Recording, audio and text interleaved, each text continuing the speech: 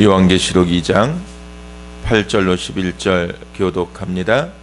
서모나 교회의 사자에게 편지하라. 처음이며 마지막이요 죽었다가 살아나신 이가 이르시되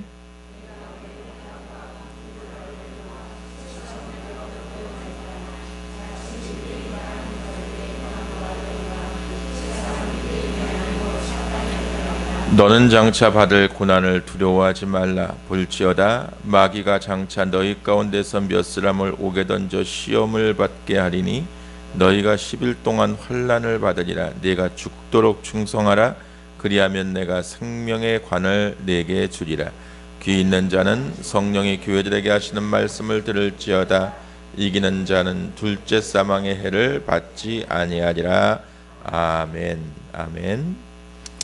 지난주에 소아시아의 7교회 교회 중에서 에베소 교회에 대한 이야기를 함께 나누었습니다. 에베소 교회는 하나님 앞에 이단을 용납하지 않고 그것들을 강하게 저항하고 막아내면서 교회를 지킨 것에 대한 칭찬을 받은과 동시에 예수님과의 첫사랑을 잃어버린 것을 책망받으면서 어디에서 첫사랑을 잃어버렸는지 생각하고 회개하여 처음 행위를 회복하라라고 하는 주제의 말씀을 함께 나누었습니다. 정말 우리가 예수님과의 첫사랑을 어디에서 잃어버렸는지 점검하고 회개하고 회복하는 역사가 있게 되어지기를 소원합니다. 오늘 두 번째 시간으로 서모나 교회의 이야기를 나누기를 원하는데 당시의 서모나의 상황을 좀 살펴볼 필요가 있을 것 같습니다. 서모나는 황제를 숭배하는데 1등 가는 도시였답니다. 보통 보면 우상 숭배를 많이 했지요. 눈에 살아있지 아니한 돌이나 나무나 신상을 만들어 놓고 그 우상을 섬기며 복을 비는 우리나라 토속신앙의 제사와 같은 신을 무속 종교를 섬기는 상황들이 많았는데 이 서모나 교회는 살아있는 사람을 섬겼습니다. 그 사람이 누구였다고요? 황제였어요. 황제를 섬기면서 황제를 신격화하기 시작했고 급기야는 이 소아시아 7개 지역 중에서 가장 먼저 황제의 신전을 세운 도시가 바로 이 서모나 지역이었습니다. 그만큼 서모나는 황제를 섬기고 황제를 우상화하고 황제를 하나님의 자리에 놓고 섬기는 그러한 도시였어요. 그런데 대부분 그 지역에 사는 사람들은 유대인들이었는데 유대인들은 큰 사업을 하는, 요즘 말로 하면 기업을 이루어가는 아주 돈이 많은 사람들이었습니다. 그래서 서모나 지역이 지금으로 말하면 우리나라의 강남쯤 되는 아주 부자들만, 재벌들만 모여 사는 그러한 부유층의 도시가 바로 서모나였습니다. 그런데 이렇게 자칭 유대인이라고 하는 자들이, 유대인이 어떤 사람들이에요? 하나님의 선택된 민족이요, 하나님의 율법을 받은 자요, 할례받은 구별된 민족이라고 하는 자부심을 가지고 살아가는 사람들이 하나님은 믿는다고 하면서 메시아의 오심을 인정하지 않고 예수 믿는 기독교를 핍박하는 데 앞장섰던 사람들이 유대인들이었죠. 그래서 이 유대인들이 예수 믿는 사람들을 억압하고 무시하기 시작합니다. 그래서 서모나 지역에 살고 있는 예수 믿게 된 기독교인들이 핍박을 받게 되는 거예요. 직장도 구할 수 없고 일도 할 수가 없고 돈벌이를 할 수가 없는 거예요.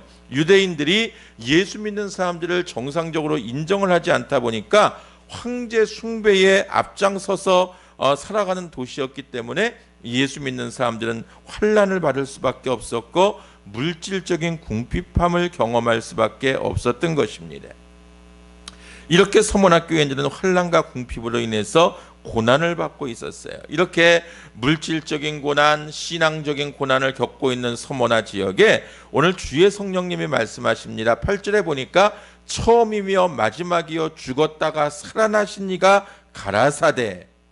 오늘 우리에게 말씀하시는 하나님은, 오늘 우리에게 다가오시는 예수님은 처음 되신 이요 마지막 되신 이임을 믿으시기를 바랍니다. 알파가 되시고 오메가가 되신, 처음이요 마지막 되신 예수님, 처음이요 마지막이신 성령님, 처음이요 마지막이신 하나님께서 오늘 우리의 편이 되시고 우리의 입장에서 모든 것들을 대변해 주시고 우리의 삶을 지켜주신다라고 하는 영적인 확신을 가지고 있을 때 우리가 어떤 상황 속에서도 영적인 거부의 삶을 살아갈 수 있는 것입니다. 오늘 우리가 믿는 하나님은 역사의 처음부터 마지막까지를 책임지시는 분이세요. 할렐루야. 오늘 이러한 확신을 가지고 살아가시기를 바랍니다. 우리 이번 주간에 희림자매가 쌍둥이를 출산했습니다. 수술을 하고 이제 첫째 아이, 둘째 아이, 여러분 사진 보시면 저렇게 예쁜 아기들을 낳았는데 그 아이가 그냥 생겼나요? 얼마나 많은 기도와 눈물과 하나님 앞에 간절히 바라는 소원이 있었고, 두 부부의 사랑이 있었고, 또 어머니와 부모님들과 또 교회 성도들의 기도가 있었고, 그래서 그 아이가 생겨서 그냥 태어났나요? 정말 9개월 이상 10개월 가까운 시간 동안을 그 엄마의 뱃속에서 그 아이들이 뛰놀고 엄마의 영양분을 공급받으면서 성장하고 자라났습니다. 그 처음을 주관하신 하나님께서 이 두 아이가 세상에 태어나는 지난 9일 금요일 아침까지 함께 하셨고, 이제 또 그 두 아이가 세상에 태어난 9월 9일 아침부터 일생 동안을 하나님께서 책임져 주실 줄로 믿습니다. 이러한 확신을 가지고 살아가는 게 우리 크리스찬의 삶이어야 되는 거예요. 살아가다 보면 어려움도 있고 문제도 있고 아픔도 있고 상처도 있고 정말 어려움들이 수없이 많이 도사리고 있는데, 그럴 때마다 주저앉고 그럴 때마다 피해가고 그럴 때마다 도망가면 우리는 아무것도 이룰 수가 없어요. 문제를 정복하고 문제를 함께 해결해가고 그 문제 속에 역사하시는, 이 문제가 너무나 커 보이지만 이 문제 속에 처음부터 지금까지 함께 하시는 예수님을 바라보는 믿음의 눈을 뜰 수 있다고 한다면 우리는 어떠한 문제도 믿음 안에서 해결해 갈 수 있는 능력을 회복하게 될 줄로 믿습니다. 교회의 처음이 되시고 교회의 마지막이 되시는 주님께서 서문학교회에 말씀하십니다. 처음이고 마지막이며 죽었다가 살아나신 이가 가라사대. 예수님은 우리의 처음 되시고 예수님은 우리의 마지막이 되시고 예수님은 우리 때문에 십자가에 못 박혀 죽으셨다가 사흘 만에 살아나 부활하신 분임을 확신하는 저와 여러분 되어지기를 축원합니다. 이러한 믿음이 있다면 어떠한 환난과 어떠한 궁핍이 있다 할지라도 피해가고 도망가는 인생이 아니라 담대하게 십자가 지고 십자가의 은혜로 그 고난들을 감당하면서 믿음으로 이겨나가는 삶을 살아야 될 것입니다. 환난이 있을 때 예수님은 결코 우리를 떠나지 아니하십니다. 궁핍하고 어려울 때 예수님은 결코 우리를 외면하지 아니하십니다. 처음이요 마지막이시고 가난할 때나 부할 때나 병들 때나 건강할 때나 어떤 환경 속에서도 예수님은 임마누엘 되셔서 나와 함께 하심을 확신하시기를 주의 이름으로 축원합니다. 이러한 예수님께서 서머나 교회를 향해서 뭐라고 말씀하세요? 9절에 보니까 내가 네 환난과 궁핍을 알거니와 라고 말씀하십니다. 네가 신앙적인 핍박 때문에, 유대인들의 핍박 때문에 물질적으로 육신적으로 많이 힘들구나, 고난을 당하고 있구나, 가난해져 있구나, 내가 너희들의 환난과 궁핍을 알고 있고 보고 있다. 오늘 서머나 교회에 주신 이 주의 음성이 오늘 주님께서 저와 여러분에게 주시는 음성으로 우리에게 들려지는 은혜가 있게 되어지기를 축복합니다. 내가 너의 환난을 알고 있다. 내가 너의 궁핍함을 알고 있다. 내가 너의 아픔을 알고 있다. 내가 너의 부족함을 알고 있다. 내가 너의 간절함을 알고 있다라고 하는 이 주의 음성을 계속 들을 수 있다면 여러분, 우리는 더 이상 슬퍼해야 될 일도 좌절해야 될 일도 없는 축복받은 인생임을 고백해야 될 줄로 믿습니다. 내 배 아파 낳은 내 자식이 병에 걸리고 아프면 얼마나 부모의 마음이 아프겠습니까? 자녀를 위해서 더 많이 염려하게 되고 더 많이 기도하게 되고 그 자녀 때문에 밤잠 자지 못하고 눈물 흘리는 게 부모의 심정인데, 오늘 우리 예수님의 심정이 바로 그러하십니다. 오늘 우리의 부모가 되시고 우리의 스승이 되시고 우리의 삶의 멘토가 되시는 예수님께서는 저와 여러분의 아픔을 아시고 고난을 하시고 문제를 하시고 정말 병든 자식을 위해서 밤이 맞도록 밤잠 자지 못하며 눈물을 흘려 무릎으로 기도하는 어머니처럼 그러한 마음으로 오늘 저와 여러분들을 긍휼히 여기시고 살펴주고 계신 분이라고 하는 믿음의 확증을 갖게 되어지기를 바랍니다. 그렇게 예수님은 서문학교에 말씀하십니다. 내가 너의 환난과 궁핍을 알고 있다. 그러나 실상은 네가 부요한 자니라. 아멘. 아멘. 실상은 네가 부요한 자니라. 예수님께서 부요의 기준을 어디에 두고 계십니까? 우리는 이 세상에서 얼마나 내 통장에 돈이 많이 있는가, 노후 대책을 얼마나 많이 세워놨는가, 얼마만한 몇 평짜리 아파트가 있는가, 내 자식들이 어떤 대학을 나왔는가, 정말 내 남편이 사회적으로 어떤 지위를 가지고 있는가, 우리 교회가 얼마나 큰 성전에 얼마나 많은 성도들을 보유하고 있는가로 부의 문제, 성장의 문제를 판가름합니다. 그런데 예수님께서는 오늘 서문학교의 교인들이 물질적으로 고난받고 있고 신앙적으로 핍박받고 있는데 아니다. 너희가 실상은 부요한 자니라. 왜 그렇습니까? 예수님의 부에 대한 기준이 사람과 다르기 때문입니다. 어느 부자가 농사가 잘 되어서 창고가 필요했습니다. 곡간을 헐고 큰 곡간을 지어서 그곳에 모든 양식들을 쌓아두고 이제 배를 두드리며 말합니다. 이제는 편안히 먹고 마실 수 있으리라. 하나님이 말씀하십니다. 어리석은 자여, 오늘 밤에 내 영혼을 도로 찾으리니 그러면 네 준비한 것이 누구의 것이 되겠느냐. 자기를 위해 재물을 쌓아두고 하나님께 대하여 부요하지 못한 자가 이와 같으니라. 하늘에 쌓아두지 못한 재물은 하나님 보시기에 조금도 부요한 것이 되지 못하는 것입니다. 이 땅에 수십 층짜리의 건물을 가지고 있다 할지라도, 저 롯데월드 새로 지은 빌딩이 내 것이라 할지라도 하나님은 나를 부자라고 말씀하시지 않습니다. 왜냐하면 그것이 하나님께 속해 있지 않기 때문입니다. 내가 비록 가난하고 연약해도 내 삶이, 내 물질이, 내 헌신이 하나님께 속해 있으면 하나님은 나를 부자라고 칭해 주십니다. 우리가 하나님께 예물을 드립니다.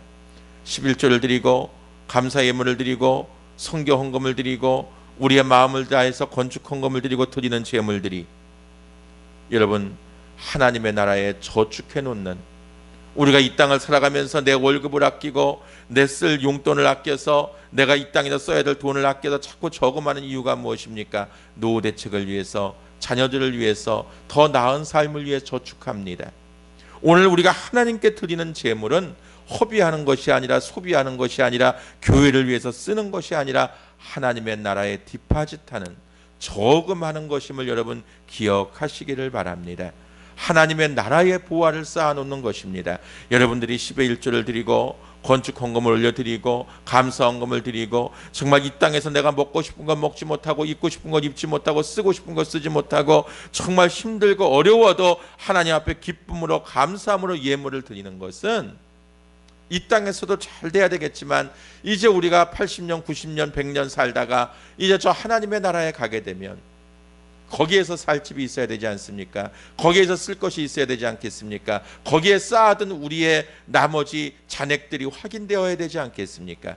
여러분들이 드려진 모든 것들은 하나님께 올려드려진 것이요 하나님의 나라에 그대로 저금되어서 30배, 60배, 100배로 우리의 영혼의 삶, 우리 육신의 삶 이후의 천국의 삶에서 보상되어지라고 하는 믿음의 확신을 가지고 사시기를 주의 이름으로 축원합니다.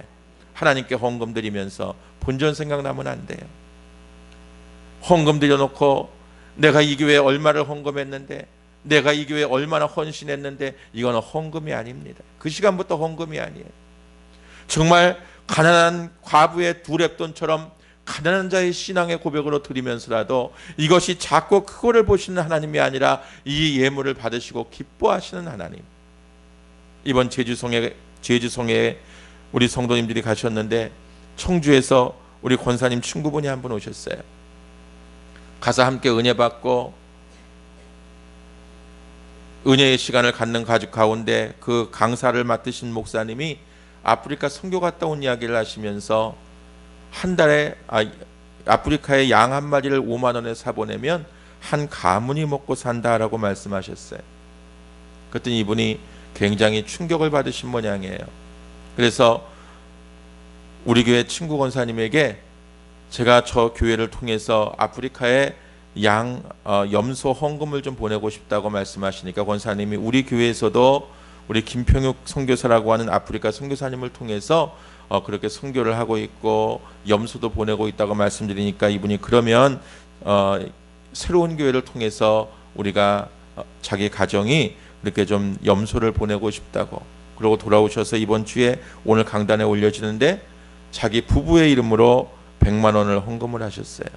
그 돈이 크고 작고가 문제가 아니라 정말 내가 섬기는 교회가 아니지만 은혜 받으러 왔는데 염소 한 마리, 5만 원짜리 염소 한 마리면 한 가문이 먹고 산다는 소리에 너무 신선한 충격을 느껴서 하나님께 아낌없이 드리면서 이제 한 달에 10만 원씩 새로운 교회를 통해서 아프리카에 보내겠습니다 하고 작정하셨어요. 그분이 돈이 많고 부유한 분이어서가 아니에요.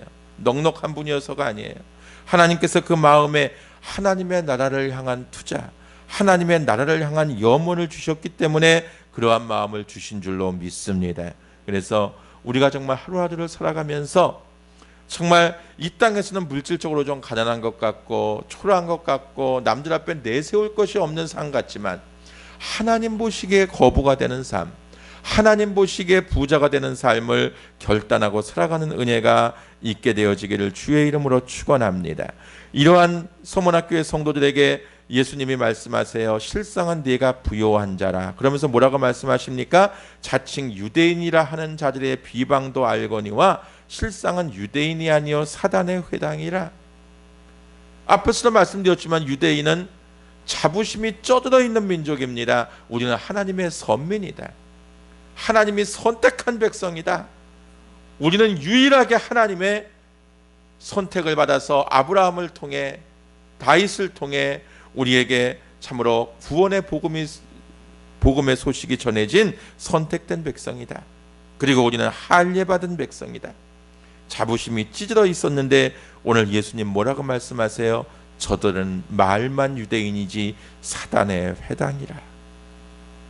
사랑하는 여러분, 오늘 교회에게 주시는 말씀들 중에 서문학교에는 칭찬을 받고 있는데 이 칭찬을 받는 가장 큰 이유가 무엇입니까?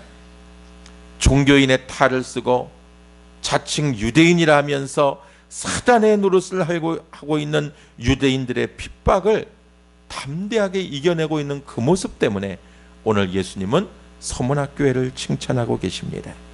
그러면서 주님이 말씀하십니다. 너는 장차 받을 고난을 두려워하지 마라.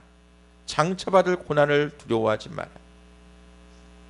계속해서 유대인들이 그들을 핍박하고 그들에게 고난을 주고 있으니까 오늘 뭐라고 말씀하세요? 너는 장차 받을 고난을 두려워하지 말고 마귀가 장차 너희 가운데 몇 사람을 옥에 던져 시험을 받게 하리니 너희가 10일 동안 환난을 받으리라.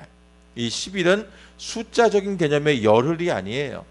너희가 잠시 동안 일정한 기간 동안 시험을 받게 될 것이다. 다시 말하면 이 시험이 시작된 데가 있으면 끝나는 지점이 있을 것이다. 할렐루야. 오늘 여러분들이 물질 때문에, 사람 때문에, 환경 때문에, 여건 때문에, 건강 때문에 시험이 있다면 두려워하지 마십시오. 이 시험이 시작됐다면 이 시험이 끝나는 기점이 반드시 있을 것입니다. 할렐루야. 오늘 이러한 믿음의 확정을 가지고 살라는 거예요. 그러면서 오늘 서문학교의 성도들에게 너희가 실상은 영적으로 부유한 자들이다. 나는 너희들의 헌신을 알고 너희들의 열심을 안다. 저렇게 자칭 유대인이라 하면서 사단의 회당 노릇을 하는, 사단의 앞잡이 노릇을 하는 저 유대인들을 두려워하지 말고 그 고난을 이겨내라. 이 말씀을 한마디로 표현하면 고난 중에 충성하라는 말씀이에요. 할렐루야. 고난 중에 충성하라. 여러분, 고난 중에 충성하는 성도 되시기를 축원합니다. 고난 받으면 도망가는 사람이 아니라 고난 받을수록 예수님께 바싹 다가오고 고난 받을수록 십자가를 바싹 메고 고난 받을수록 말씀 앞으로 다가오고 고난 받을수록 내가 섬기는 제단불을 붙잡고 기도하는 역사가 저와 여러분에게 있게 되어지기를 축원합니다. 서문학교회의 초대 감독 중에 한 사람이었던 폴리캅이 말씀을 증거하고 복음을 증거하다가 80이 훨씬 넘은 86세의 나이에 붙잡혀 가게 되었습니다.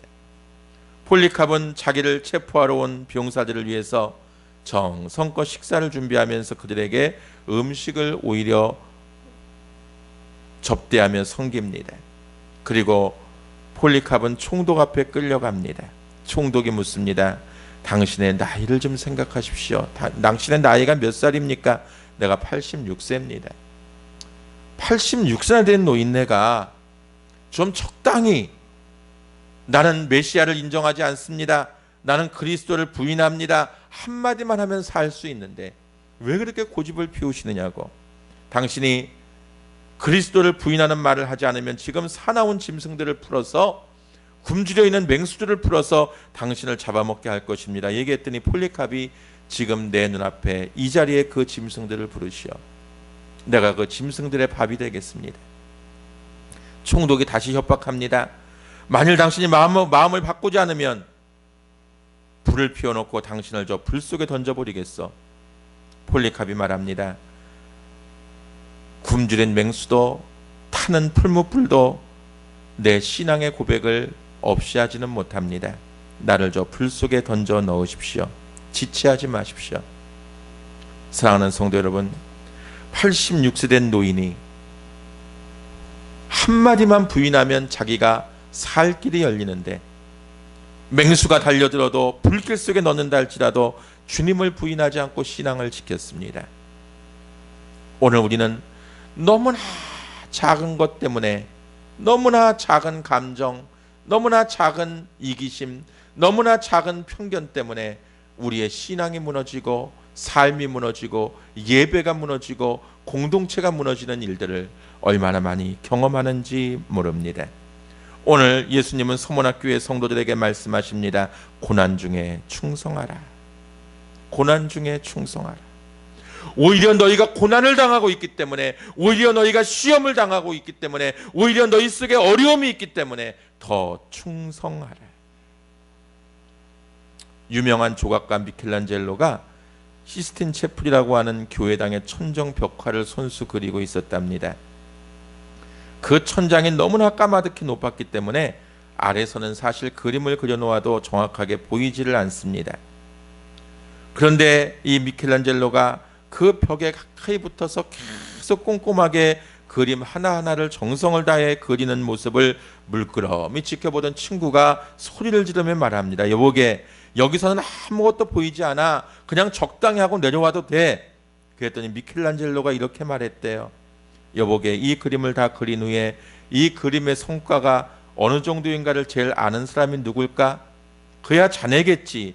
맞네, 내가 알고 있는 하나님이 아시는 한 나는 최선 이하로 일을 할 수가 없어. 내가 알고 하나님이 아시는데 저 아래서 보이고 안 보이고가 중요한 게 아니야. 내 양심의 거리낌이 없어야 되고 하나님 보시기에 부족함이 없어야지 라고 고백했다는 것입니다. 우리는 누가 알아줘서 박수 쳐줄 때는 열심히 합니다. 그러나 봐주는 사람이 없거나 내 마음에 상처가 되고 시험이 들면 충성을 포기하고 헌신을 포기합니다. 고난을 당하더라도 충성하는 사람이 되어야 합니다. 고난 속에서 더 충성할 수 있는 청지기가 되어지는 저와 여러분 되어지기를 축원합니다. 이렇게 고난 속에서도 충성하는 자에게 주님은 생명의 면류관을 주신다라고 오늘 약속하고 계십니다. 10절 하반절에 보면 죽도록 충성하라. 그리하면 내가 생명의 관을 내게 주리라. 이게 개역성경에는 생명의 면류관으로 표현되어 있어요. 생명의 면류관을 너에게 주리라. 올림픽의 꽃은 마라톤입니다. 마라톤에서 우승을 하게 되면 월계관을 만들어서 씌워주었죠. 이 월계관이 면류관입니다. 마라톤에서 우승을 했다 할지라도, 이 세상에서 승리의 기쁨을 맛보았다 할지라도 월계관을 씌워주는 데 이유가 있어요. 월계관은 꽃으로 만듭니다. 꽃이 얼마나 가지요? 잠시 동안만 아름답고 금방 시들어서 버려집니다. 아무리 우승을 했다 할지라도, 아무리 이 땅에서 영광을 받는 일을 했다 할지라도 그것은 하루가 지나면 말라서 없어지는 것들이라는 것을 보여주는 게 이 월계관의 의미라는 거예요. 왜 금으로도 만들어줄 수 있고 은으로도 만들어줄 수 있는데 꽃으로 월계관을 씌워주느냐고요. 네가 받은 그 우승은, 네가 받은 그 영광은 금방 없어지는 것이다. 그래서 그리스 아테네에 가면 근대 올림픽 스타디움에 이러한 시가 적혀 있다고 합니다. 젊은 날에 벼랑간 승리를 쟁취한 너는 마치 날개 달린 듯이 날아오른다. 그러나 명심하라. 인간의 명예는 순간에 불과하고 부귀영화는 꿈의 그림자에 지나지 않는다. 우리의 신이여 우리를 자유의 길로 인도하소서. 이 땅에서 얻는 승리는 잠시입니다. 이 땅에서 없는 기쁨도 잠시입니다. 그러나 우리가 하나님의 나라를 바라보고 하나님의 나라를 위해 투자하고 헌신하면서 생명의 면류관을 향해 달려갈 수 있는 삶을 살아가는 서문학교의 성도들과 같은 삶이 저와 여러분에게 회복되어질 수 있기를 소원합니다.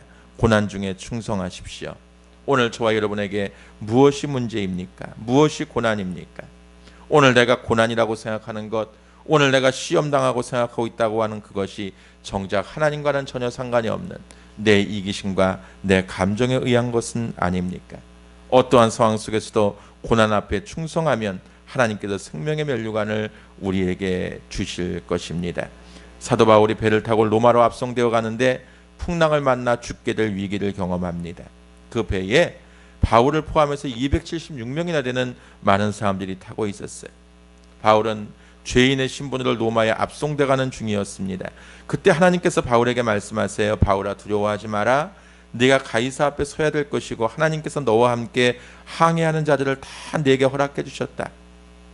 결국 하나님께서 살려주실 뿐만이 아니라 바울 때문에 그 배에 탄 276명을 살려주시겠다라고 하는 말씀이었습니다. 그 배는 안전하게 로마에 도착했습니다. 바울이 배를 타고 가면서 모두 죽을 수밖에 없는 고난을 당했지만 그 고난 속에서 사도 바울 한 사람이 예수님을 바라보니까 275명 모두가 살아나는 역사가 일어났습니다. 사랑하는 여러분, 나 하나만 정신 차리고 나 하나만 영적으로 깨어서 주님을 온전히 바라보면 내 가정이 살 수 있고 내가 섬기는 교회가 살 수 있고 내가 살아가는 이 민족이 살 수 있다라고 하는 확증을 가지고 살아가는 저와 여러분 되어지기를 바랍니다. 다시 한번 주님의 말씀을 여러분에게 심어드립니다. 죽도록 충성하십시오. 죽도록 충성하는 자에게 하나님은 면류관 주시고 죽도록 충성하는 자에게 하나님은 하늘의 부요함을 허락해 주십니다.